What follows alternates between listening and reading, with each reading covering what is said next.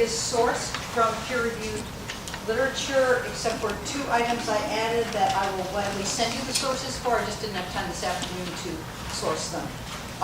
They are from scientific journals, for the most part. Everything here is from a scientific journal or a scientific peer-reviewed publication. Now, there are people who say, well, scientists, they're all liars. You can't believe scientists. So I can't help you with that. I can help you in November, but I can't help you right for the money. Yes. now. Oh, sure. Me? Yeah. Okay, sure. So you might we met at the Rochester Climate Summit, and there was that gentleman who was disrupting about wind power there, and then I addressed him. Yes. Yes. Yes, I do remember. So one thing that I always do is I think people don't get how dire global warming is. So when I talk to people, I always open with that. We dump like 6 billion tons annually or more. And then I always hit it with the toxicity of all these fossil fuel burnings, the toxicity of all the plastics production. And another, you had mentioned also that repeated story about a family getting sick from a fictitious element. Well, I'm living on Earth, they had tons of families getting sick from some chemical use in the processing of coal. So there's a lot of toxins in the processing of petrochemicals, and we could grab a couple families who are they're got cancer. We're surrounded by them. So I think you got to do a little bit of the dire, some short, simple, the dire, and then these people who are against wind love to say industrial turbines, like with big money. Well, look at the fossil fuel industry. I always point out to people that's the most powerful industry on this planet, and I was open with that. And then anyway, so I try to open with those things, and then why they're not aware is because, look at anytime you turn the TV on, you're seeing ads for cars, trucks, ads from the American Petroleum Institute. So these industries are the most powerful on the planet, not just in government, but in the media too, and that's why they have underreported the toxins from our industrial pollution going back the whole way through, even when global warming was just a flicker in its mom's eye. This has always been underreported. The fact that we're just generating tons of toxic waste from fossil fuels, nuclear power, and the production of plastics and pesticides. So I think that's super helpful. Thank you. I was recently doing some research on health cost of the health cost of coal versus health cost of nuclear, just because I wanted to really understand. And the cost in this country to coal is like $18 billion. And anyway, but you're right. And you want to grab that person who's sick from that cancer victim, because that's, think about it, so Trump does when he's doing his anti-immigration stuff. He's going to grab, here's somebody got hit by a car from an illegal alien, they're going to repeat that story. So you'd mentioned the repeating, we've got to repeat too, 6 billion tons annually or whatever the stat is, how many tons of toxic waste. But you can run these wind turbines, and you're not pumping them with gas, you're not creating radioactive waste running those things. So you can claim, all the base for the cement. That's a one-shot deal. You can say the base for the cement from building a house. Yeah. Okay, so totally. Yeah. So talk more about that. Thank you very much. Yeah, fossil fuel here in Buffalo with the coal plant that had shut down not too long ago, and those things don't happen by themselves. The asthma rates especially around the coal plant, were very, very high. Asthma is a really serious disease. People die from it. Children lose months of school from it. Parents lose their jobs staying home with those kids. Asthma rates go down when coal plants shut down. They don't go down to nothing because we've still got other sources of fossil fuel emissions, but coal is incredibly toxic. I just want to also follow up, if you don't mind, one more thing that said. People talk about this like it's some kind of, recreational thing, like people are trying to build a great big roller coaster or a gigantic old hotel or something near the lake. This is a survival issue, as Neely pointed out.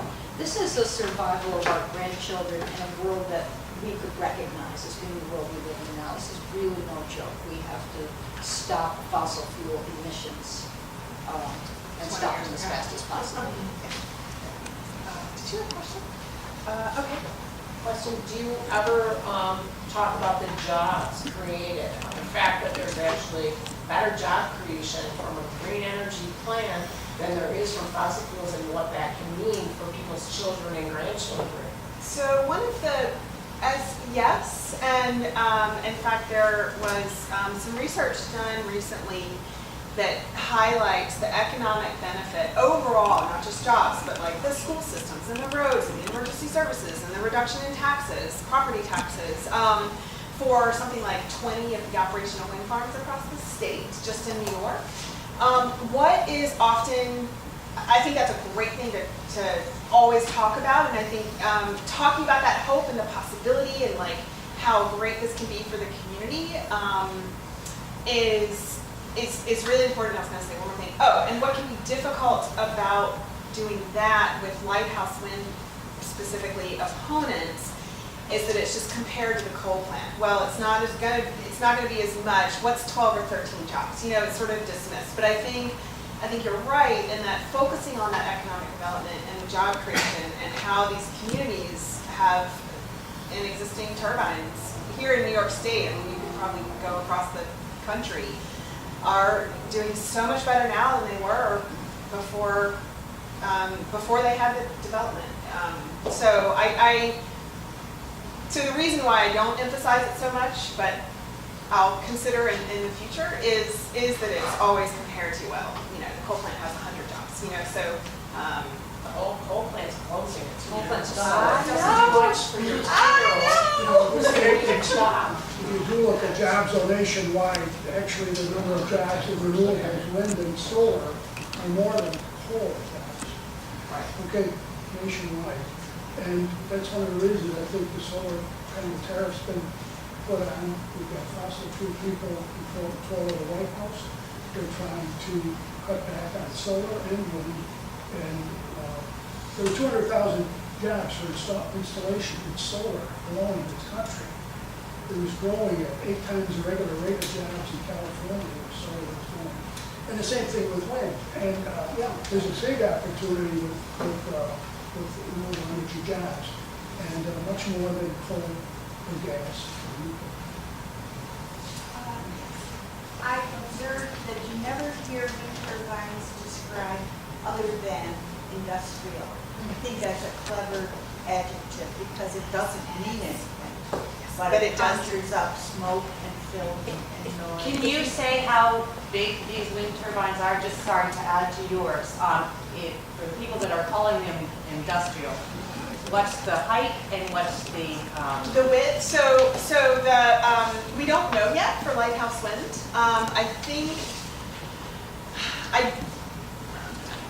I don't know yet. They have not been cited. That's, again, that goes back to the complexity of the Article 10 process. I think around 690 feet, but don't quote me on that. Smaller than that? Okay, she knows. 618 feet, right? The ones that are proposed? Latest that I've heard, they have reduced them because of modernization of the structure. With a span of I don't know the 300 exact feet figure on that. each blade. I saw the blades. I We're saw probably the down, blade. yeah. 19 Down to yesterday. 19, so it's just wondering. Because different projects are different. Yeah, that's true. I've spent a moderate amount of time at Maple Ridge, which is the largest wind farm in New York State, in a completely rural area, dairy country. The cows just graze right around the turbines. When you see it in perspective, you know, these are all in places with elevation. Obviously, you can't build them where it's flat at sea level, unless it's out to sea. In proportion, it doesn't look as big as it sounds when you cite, you know, the vacant downtown building or something like that. But if you were right next to it, would you call it industrial looking, if you had the house? Well, I would call the car I drove here in today industrial. Okay. If I rode here on a bicycle, that would be industrial. I didn't make my own What I shoes. would say is in Denmark, you've got 6,100 wind turbines. Nobody complains about being industrial, okay? Matter of fact, the approval rate of wind in Germany and in Denmark is about 90% of the population. Okay, so it's just like talking about wind turbines. You know, a lot of that, they've actually called that disease you talked about, Wind English turbine language syndrome. disease, because you don't hear about this anywhere other Yeah, than that's right. in Canada and the United States where they're trying to stop this. every means of generating electricity, except maybe a middle school, high school project, is industrial. So if we are going to have electricity as a society, just kind of hard to visualize life without. Something industrial is going to be generating that. It can either be an industrial thing that spews fumes and explodes and leaks into our rivers, or it can be something that just stands there and take pictures. I'll take a stack, so, go ahead. I would make two comments. If you want to talk about global warming, you might point out that Buffalo has just had the warmest May ever on record, as long as they've been keeping weather records. It's not going to happen all the time, but it's up and down, up and down, and it's going to be up now. So that's one evidence of global warming. The other comment I would make is that you said a wind turbine takes, I think you said 160 acres? No, 1 acre. One wind turbine is 1 acre. Oh, 1 acre? 1 acre. It's the solar farm. Yeah, so one wind Oh. turbine takes up to 1 acre. But the equivalent electricity generation from solar takes up 64 acres of land. And even that's misleading, because you Yeah. can do a lot of things on that 1 acre. So What we saw on Monday, Yeah. Sierra Club showed a video on renewable energy, and the farmer said he runs his machine right up to the base of the wind turbine. So that takes out 100 square feet, That, much, much less than an acre. and you just, okay, so I'll say this one thing and then a question from you. The thing that I really encourage people to do is talk to residents in communities with existing turbines. And there are videos of a school superintendent from, some Maple Ridge. Thank you, From, Maple Ridge. Loudville. Yeah, Loudville, and there are people on record, like, farmers saying, hey, I've got a couple bald eagles nesting that weren't there before, and they're just flying around the wind turbines, and I love my wind turbines, and it really has saved family farms. Like, the lease payments are important, like, farmers are really struggling, and so I'll let you go, and then I think you had a question, so, yeah. Okay. Observation on what he said and what he said. When you say global warming, the immediate response from everybody is, we just had a cold winter.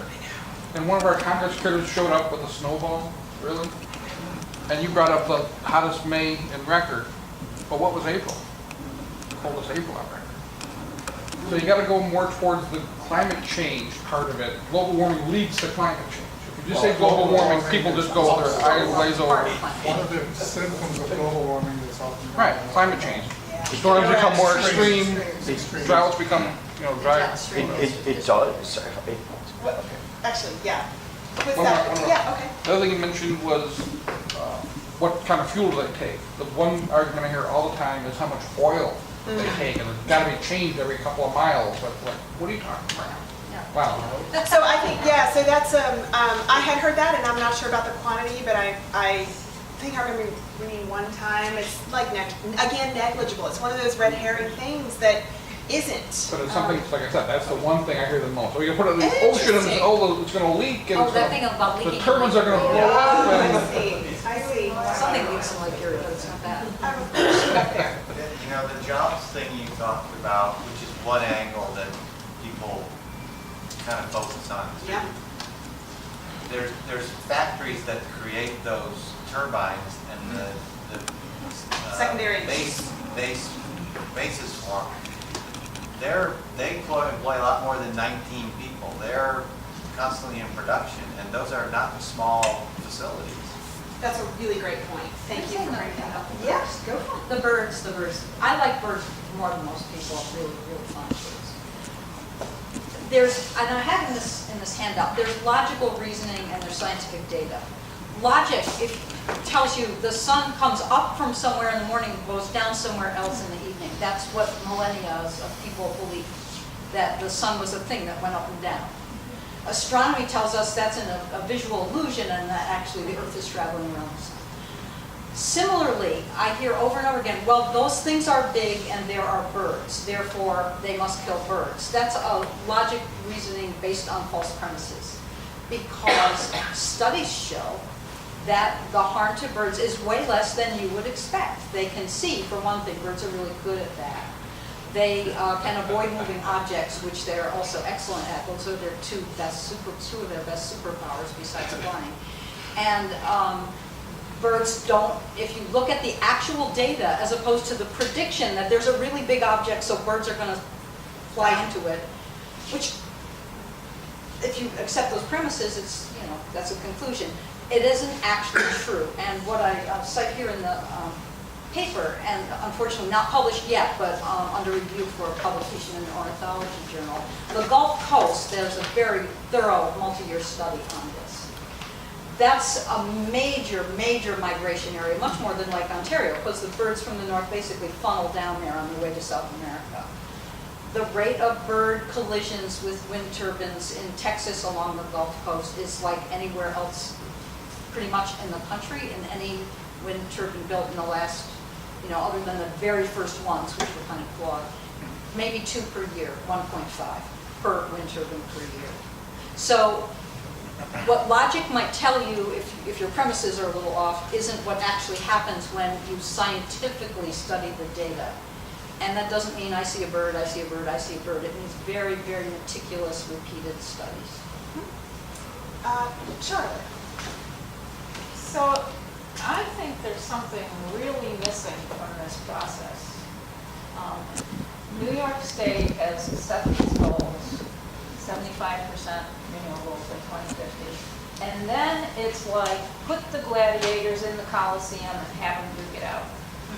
There is no context in evaluating this wind energy project that says, what's its impact going to be on that goal, and what are we going to do instead if we don't do that? That should be in the process. Unfortunately, the state legislature has blocked, you know, writing that into law. Yeah, I It's a mean, it gives you policy. the impression that Yeah, people who right. pass this What stuff else? aren't really serious about it, they're just trying to get us to shut up, Yeah, right? I Just go do it. Yeah. I agree with Charlotte. I represent WECAP. It's Wyoming and Erie counties that get act on the pipeline. So we help to stop with Sierra Club, with many people here, to stop the Northern Access Pipeline. Oh, congratulations. I live actually where the pipeline would go through, very against fossil fuels and asking people to divest. Now we have a wind turbine project going up, not in Erie County, but just below. It's called Alley-Cat. For 107 turbines going up in Allegheny and Cattaraugus County. I live right in Sardinia, right over the creek from there. So I've attended some of these meetings, and part of WECAP is helping landowners when they have any kind of problem with any sort of eminent domain or things that they're being forced on them. Quite a few people, one of the things that you had said was Susan, the person that you talked to in Yates, was not a landowner, because many of the people who are for the wind turbines are landowners. That's not true No, in that's- our... Okay, that's not anyway. exactly what I said. Okay, I but said anyway, what I'm that's the saying is we have accusation. many landowners who are against them, okay? One of the things that I saw, and I'm just going to play devil's advocate because I invite, and I'm so glad that you organized this discussion. I invited discussion because I am so frustrated by the fact that the people in our area, something can't be done. Something is wrong with the Connect. Why are we holding up wind? Why is it so controversial? And I can see why. And it's a bit like talking across the aisle, Republican to Democrats or whatever. The voice of the people for the environment, I can tell you how you're viewed down in my area, although I am one, is that you're viewed as activists coming down, forcing something on the communities that they don't want, okay? So one of the things that I was missing from your checklist of things you can do, I didn't see going to the meeting and listening to what the concerns are. There was no listening on there. Just a point. The other thing is there are a friend of mine, Heather Hartle from Western New York, Stronger Together, does a course about talking across the aisle. And the way that you're perceived is forcing this on us. I had the problem with the fossil fuel. So rather than, now, I was getting very emotional here because I'm getting a very, a sort of a hubris or an arrogance by the activists that I know just is never going to, as Charlotte said, pierce that. You can't come down and look at them and say, look at us and say, you obviously are not quoting science. There are studies. Well, there are studies on the internet to support anybody's view. Okay, I know what you're saying, but they're not peer There's lots on reviewed. the internet saying there's no It's climate awfully change. hard to wade through. So you're But saying if you're 50% listening there's to, no if climate you're change. listening to the Correct. community, and there is one on the Alley Cat Wind Turbine Concerns Facebook, they actually taped the Farmersville meeting with, and you can see 45 people spoke, some against, some for, some were crazies, you know, quoting the diehard kind of turbine things flying off. Some had very real concerns. Nothing to do with science, more to do with their community and community character. And I know that Rob is a lawyer, and when you get into community character, that is a legal term, so things that come in, they can defend themselves on certain points. What we need to do is cross over the line, and instead of condescending and saying, you're crazy, you're not going with science, this isn't science, why don't you listen to us? And All right, I think, can we get a word in? Yeah. Because saying, well, there's science and then there's not science, and not science has to have equal time with science, I don't agree. On the other hand, what people want to look at, that's their choice of what to look at. But you threw in the word eminent domain. There is no eminent domain in wind projects. I know there was in the pipeline, and I honor that you fought against that. And so did I. There is no eminent domain. Landowners have signed leases for this after listening to the evidence. Sometimes they've thought it over for 2 years, 2.5 years. 2 except years. for you signed it on your land, and it's how far is the setback from mine? So it feels like eminent domain to me almost, because you're signing it, and if it's the setback's not enough, it's going to affect me. So you don't want to look at wind turbines. What's your solution to climate change? Well, my solution is to take a look at why has solar energy gotten the design gotten better, cheaper, ideas for solar roads, ideas for this, and the wind turbines keep getting bigger, and the projects keep getting larger, and the company that's doing ours, say Invenergy, they are still building fracking. So can I stop you for just a second? Sure. Because I would like to give other people a chance to weigh in. Sure.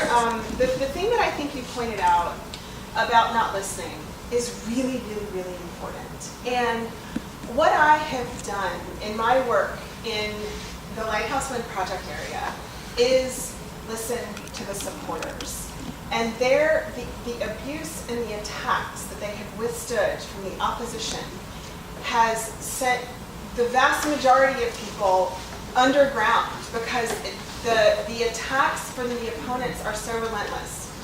And so I think one of the points that I wanted to make is that there are people, I mean, I had legitimate concerns, and I had the time and the access to the internet to do all this research and come up, but I think the point of listening to one another is really important. And what I have observed is that it is the opponents that don't, my experience has been the opponents won't listen. They don't want to listen. And what we have to do is create that space for true dialogue and entering into dialogue with integrity and openness, and not just entering into a dialogue to prove me wrong or to prove you wrong. And I think that level of respect is really important. So I'm going to call on you and then, oh, John, yeah. Neely, excuse me. Yeah. It's almost 7:30. Oh, it We do is. try to end at 7:30. Okay. The library needs us to leave at a Great. certain point. Maybe do one more question from Can someone I who just would like hasn't to add one spoken more yet. thing. This is not a non-across the aisle issue. The major green development in this country is in places like Texas, Iowa, Oklahoma. It's not like Democrats like wind power and Republicans don't. It's just not that type of thing. It's very across the aisle. And Right, and I do think think, being Democrats. right, I Republicans, do think the opponents dialogue and, is really important. So you have a question and then. I just have a comment. I stood next underneath a turbine in Falmouth, Massachusetts, a 2-megawatt turbine, turning in a 20-knot wind on Cape Cod. And the noise, listening to the noise. And it was I'm right next to the base, and the thing is going at maximum speed. And it was just a gentle swish.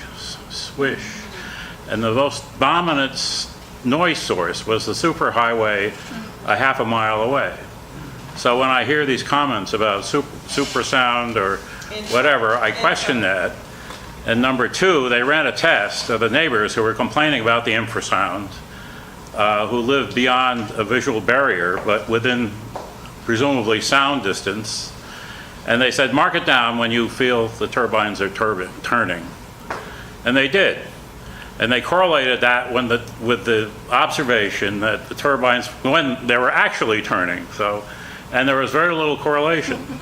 So all this infrasound stuff is somehow built up on this visual gigantic thing, which we have to get used to looking at if we're going to save the planet. And that's the visual aspect of this, I think, is driving these other arguments. And the fossil fuel industry. Pardon? The fossil fuel industry, yes. And the fossil fuel industry. So that's my comment. Yeah, okay, so we'll end with that, and thank you very much.